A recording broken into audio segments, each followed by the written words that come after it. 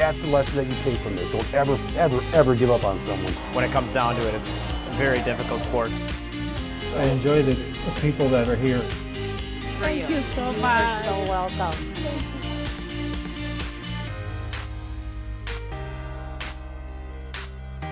Welcome to Community Close-Up. I'm Joe Nelson. In this episode, hear from area moms about a support group that's been a real lifesaver. We talk to teachers about how their job has changed over the past few decades and what keeps them coming back to Coon Rapids each year. And we look into the history of a popular swimming hole in Coon Rapids. But first, a summer concert at the Coon Rapids Dam Regional Park ends on a bad note when the sounds of guitar and drums were replaced with sirens and flashing lights. With the odds against them, quick actions from strangers brought back the beat. I started playing the music, and then midway or so, then my wife loves to dance, so went out there. Suddenly it was like I started feeling something rubbing my chest and stuff. And then that's the last I remember. I noticed this one couple out there, they were having a lot of fun, you know, and then all of a sudden I see him fall forward. His wife catches him, she can't hold him up, and he just goes down. Tim collapsed and went into sudden cardiac arrest right there on the dance floor. During the last song of a summer concert at Coon Rapids Regional Dam Park, a select few in the crowd turned their attention away from the band on stage. Tim Buck's heart stopped beating, but the drums did not. People looked at him, turned away, continued dancing, continued on their way, or got out of the area. But not Mitzi Kellar and her boyfriend Scott Madsen. I got up and I went over to see if he was okay, if he was breathing, if he could find a pulse or whatever, and she said no, and then so I immediately went off to the side to call 911. I didn't really know where we were, so I gave the phone to Scott. Hello, how may I help you? Hi, we got a man down at the Coon Rapids Dam in the pavilion. Man down in the pavilion, is he? Looks like he's having a heart attack. We need a medical. We need an ambulance. Is he breathing?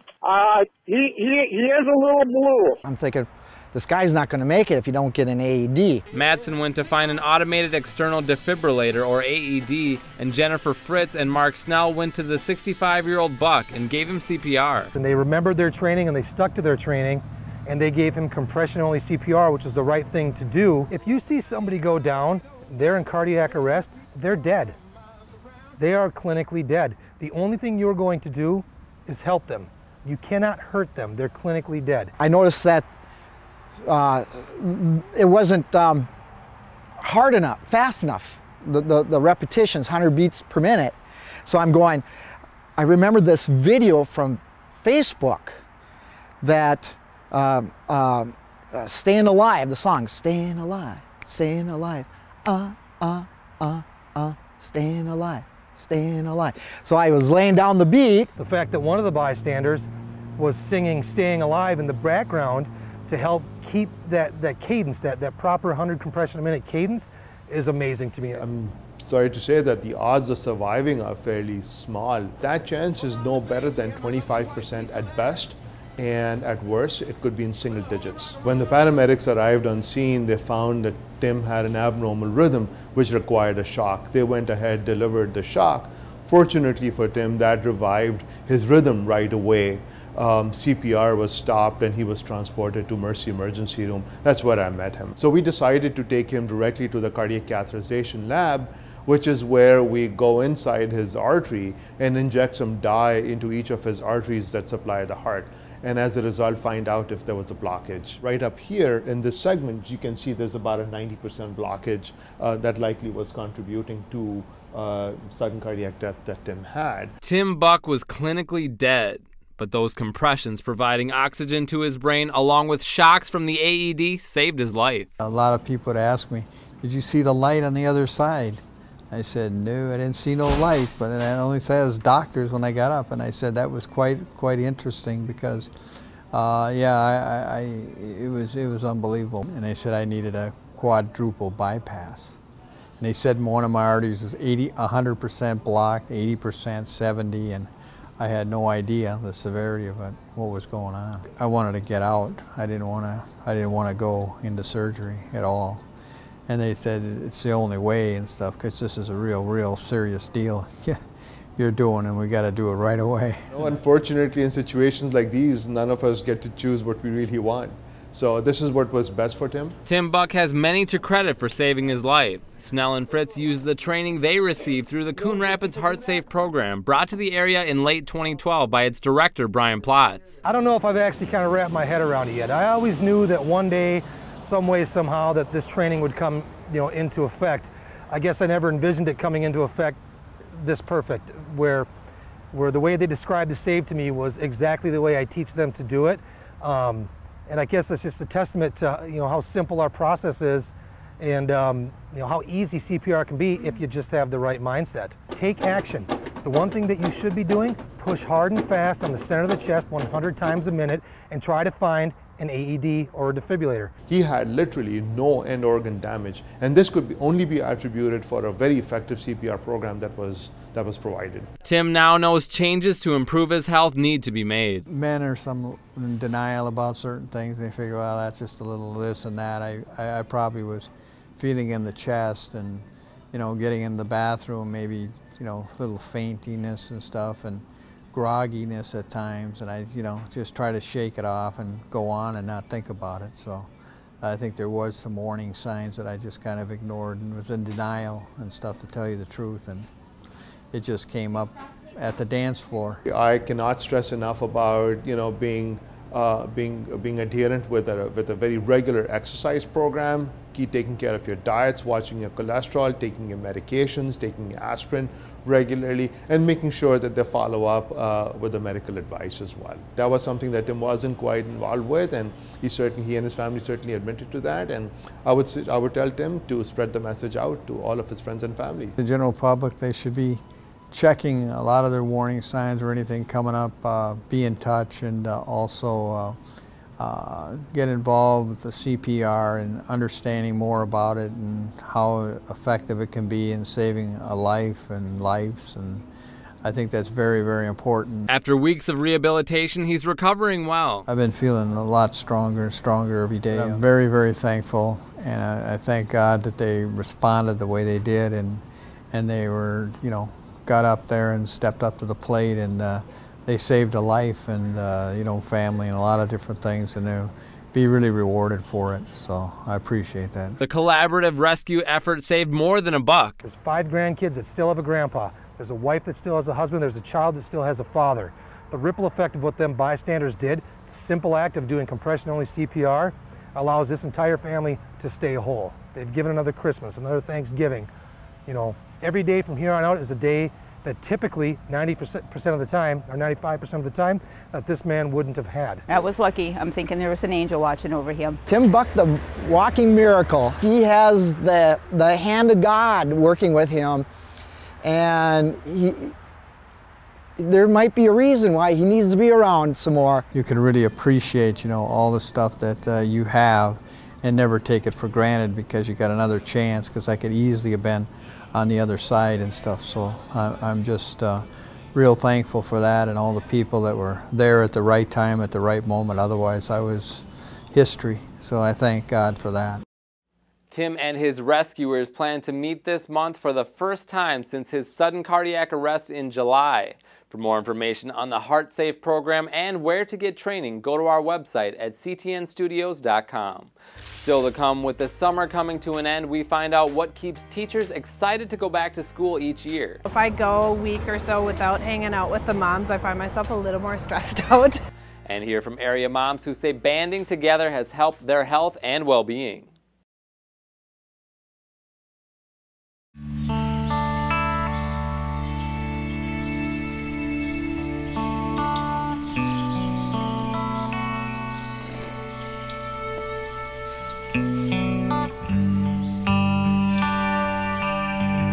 This is the moment I knew. His future had no boundaries. There are some moments only the forest can inspire. Find yours at discovertheforest.org. You wouldn't let money just blow out of your house. So when your AC or heater is on, make sure the doors, windows, and fireplace flue are shut tight. If you're headed out, turn down the AC or lower the heat by 10 degrees. And always keep your water heater set at 120. little bit of common sense goes a long way. Get more great tips at energysaver.gov. September means back to school time for kids and parents, and back to work for teachers. It's a time when Coon Rapids educators get re-energized for a brand new year, learning from years past, but adapting for the future. You get your batteries refreshed, you come back, you're ready to go again. A new school year begins this month, and 8th graders at Coon Rapids Middle School are back where they've been for the past 2 years, in familiar surroundings.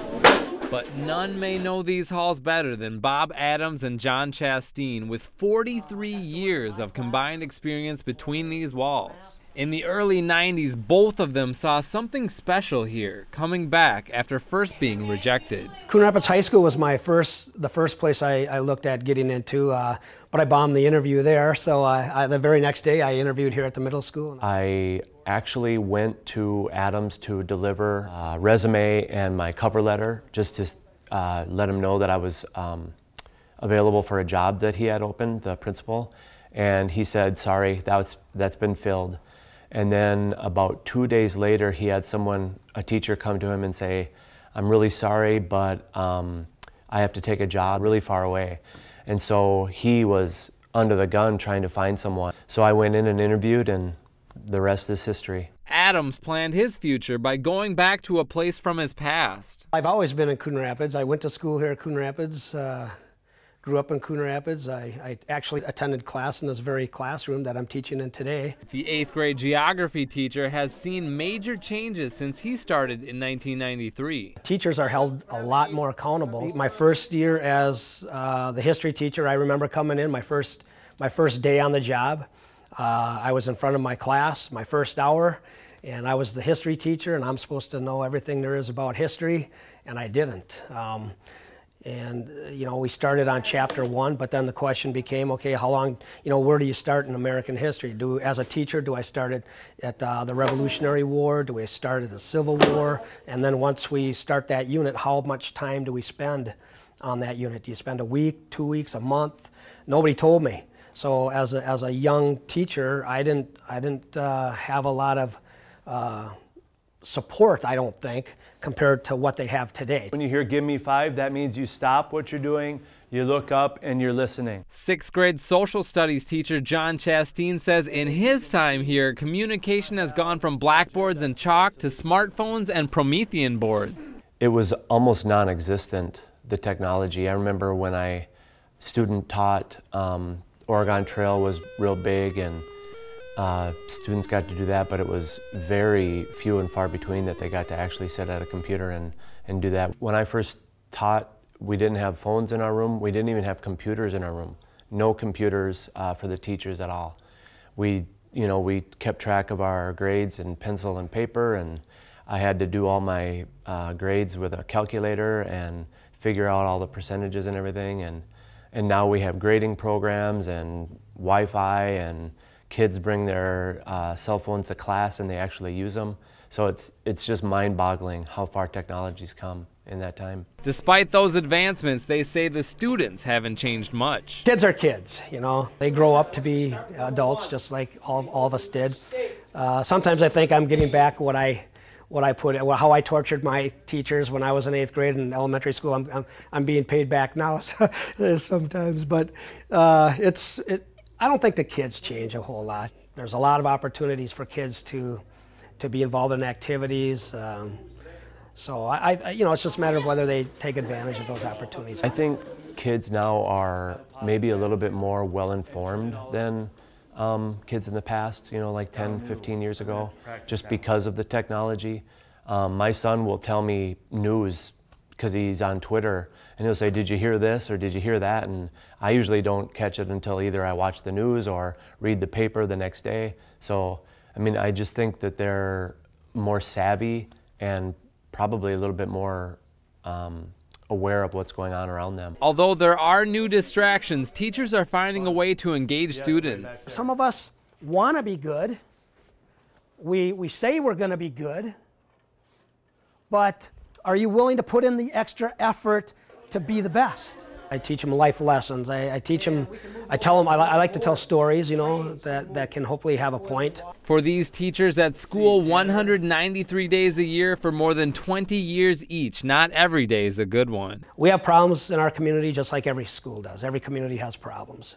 Hopefully, you know, we can limit our problems, you know, by teaching our kids respect and you know, hopefully we don't have problems like that anymore. Bob and John say although students aren't bringing in apples for teachers anymore, they've found ways to show they care. In my personal life, I've had people pass away that I'm close to, and usually if the students find out, they'll make a card or they'll all make a bunch of cards for me or whatever, so it kind of always you know, helps you through that. They know one day they'll permanently see class dismissed, but Mr. Adams and Mr. Chastain say they're not quite ready to pack up their textbooks. I'll probably retire at Coon Rapids Middle School. I don't think I'm going to go anywhere else. I like coming to work every day, you know, so I think I'll take it 1 year at a time and see where I go. I'm constantly learning things every year, and you never know it all. And when you do know it all, maybe it's time to leave. Chastain says he's now getting a new education in Minnesota history after being switched to teach the subject for the first time this fall. Up next, how a historic swimming hole came to be in the most unexpected way. Stay with us.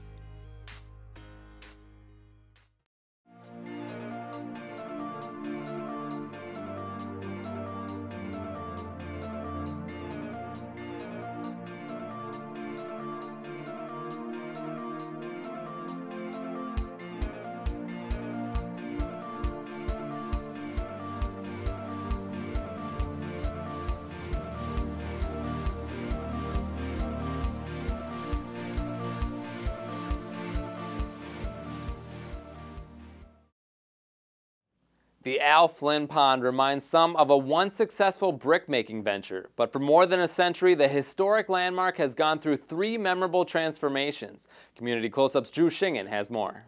There's an awful lot of people that are going to look at the clay hole and go, oh, I swam there. Chances are you have driven past the Al Flynn Pond, better known as the Clay Hole. But few people know how this historical landmark came to be.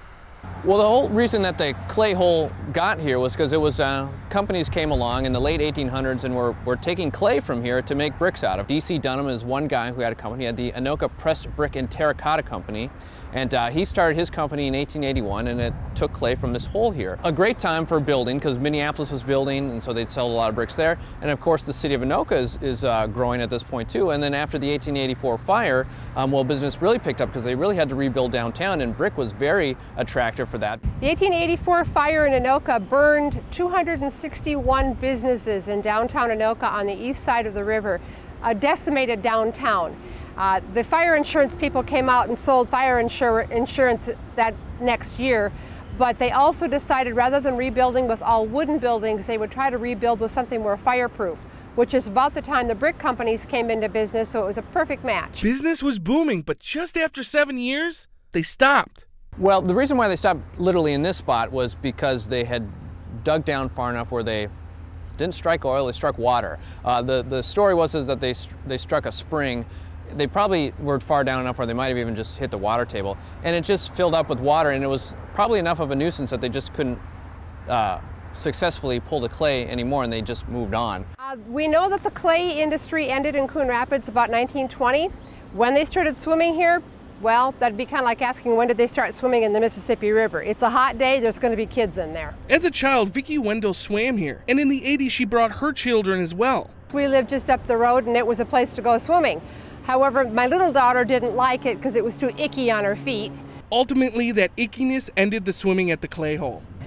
What ended it was by the late 80s or so, right in that area, the water testing showed that the turbidity was just too much. They were not able to see if somebody got in trouble. You wouldn't be able to see where they were under the water. It was just too murky because of all the clay, because every kid in there went and kicked their toes in the clay to watch the clouds come up. And it was decided it was too much of a liability, that they wouldn't be able to get somebody out if they were in trouble. Though the park has not had swimmers for more than a generation, it has not stopped residents from telling tall tales. There's lots of great stories about kids that did swim there, and there was were legends, and I'm sure they're not true, but of the crane that was used to dig up the clay, that it was still in there. Now, I heard kids say this when I swam here as a kid, was that when they were digging it out and they hit the spring, the steam shovel or digger was still in the hole, and it filled up so fast that they couldn't get it out. So supposedly it's still down in the hole there somewheres. And it was about 90 feet deep, as best references have been able to tell us. So there could be a steam shovel down in the bottom of there. From a resource that rebuilt a city to a natural refreshment on a hot Minnesota day, the clay hole is a stamp in history whose legacy won't be forgotten. It's twofold. I mean, there's the clay that it drew from, and you can see the physical manifestation of that in parts of downtown Anoka and wherever some of those bricks went as well. I think, you know, we sort of remember within our own sort of lifetime, and I think that's how most people's memories work. They can maybe even remember into their parents' lifetime just from stories that they've heard. And so those stories now are going to be the swimming. You know, what's more significant than the other? I don't know. I mean, they're both significant, but I think that the swimming part will probably be what's in today's memory, and will probably be in people's memories for the next 20 or 30 years. 40, 50 years from now, people will probably remember it as the park.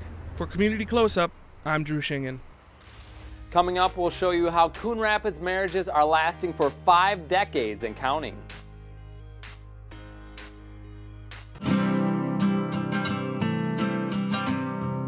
Every day across America, excess food is gathered by a network of good people at local food banks, giving hope to millions of children who struggle with hunger. They've earned their wings, and you can too. Together, we can solve child hunger.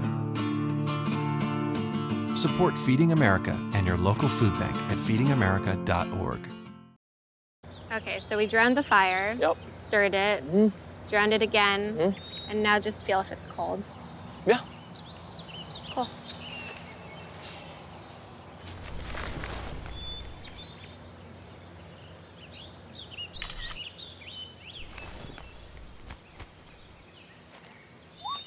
Smokey just gave me a bear hug.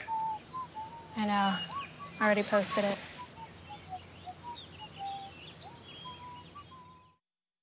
Moms are finding peace from their often hectic lives with the people who understand them best, other moms. Community Close-Up's Bao Vang finds out why the Moms Club of Coon Rapids is still popular after 15 years.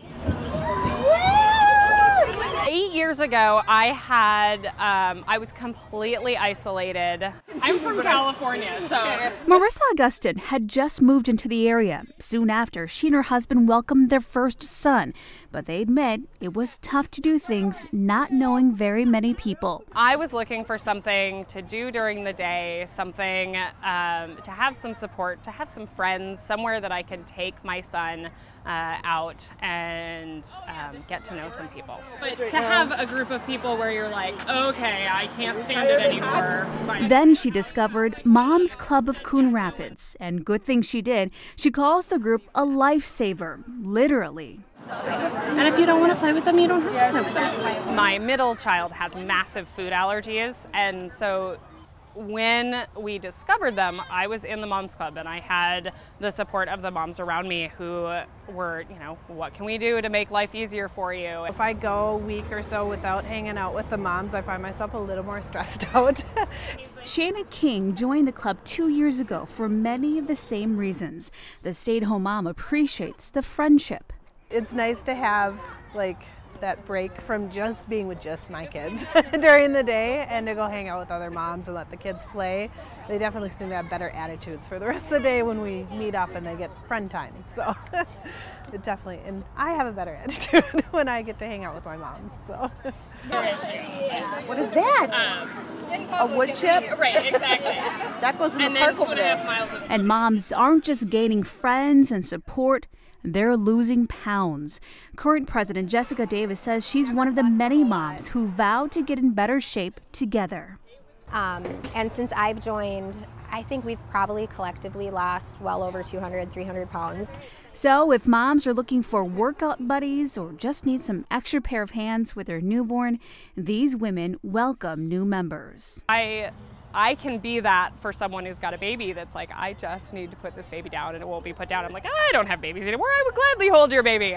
Moms Club is a great organization for moms. I think a lot of people think it's for the kids, and the kids absolutely benefit, but it's for the moms. So people should join for themselves.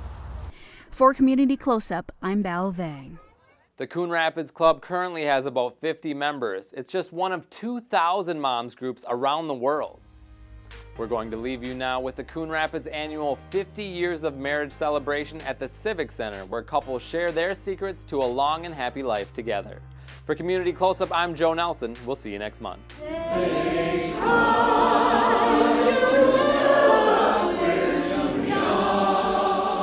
Today we're celebrating our 50-plus anniversaries. And so we have about 24 couples that came to celebrate anniversaries, people who have been married more than 50 years. The highest one this year was 67, almost 68 years of marriage. Don and Sandy Viscachill have something in common with the last couple because you have the exact same anniversary. Did you guys figure that out? In the good old days, we only had about 10 couples, and we would read a paragraph about each couple.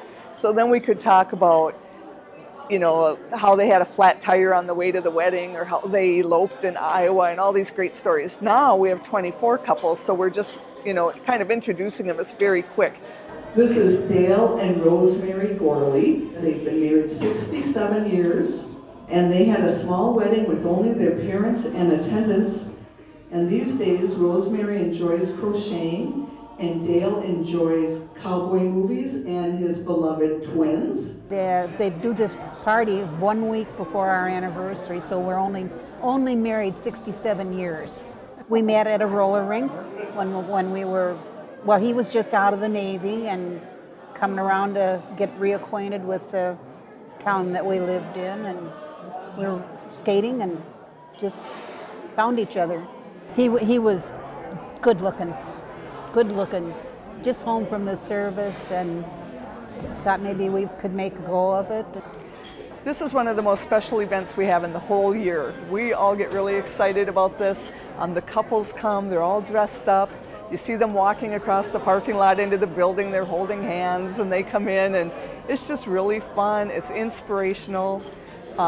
You know, marriage isn't always easy, but after 50, 60 years, you kind of learn what's important in life, and it's usually about each other and their families, and it's fun, it's inspirational.